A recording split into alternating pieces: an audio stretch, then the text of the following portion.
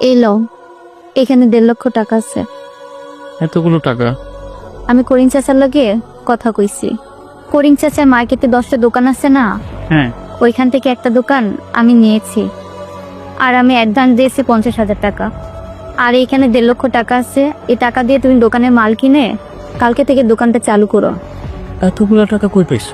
তোমার থেকে জোর করে করে টাকাগুলো রাখতাম না, ওই টাকাই সে টাকা। ওই টাকাগুলো যদি আমি তোমার থেকে জোর করে না রাখতাম, তাহলে তো আমি এতগুলো টাকা একসাথে জমা করতে পারতাম না। একটা নারী চাইলে একটা সংসার ডুবাইতেও পারে, আবার ভাসাইতেও পারে। এই সংসারটা আমাদের। আমরা যদি সবকিছু মানিয়ে নিতে পারি, তাহলে তো আমরা ভালো থাকবো। আমি তোমার পাশে সব সময় আছি।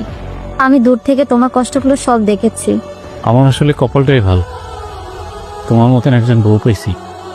তোমার মতন বউ যদি কাছে থাকে, আমার সকল কষ্ট দূর হয়ে যাবে। ঠিক আছে, টাকাগুলো এখন তোমার কাছে রাখো। আমি গোসল কইরা খাওয়া দাওয়া কইরা বাজারে যাবো মাল কিনতে। আচ্ছা, ঠিক আছে।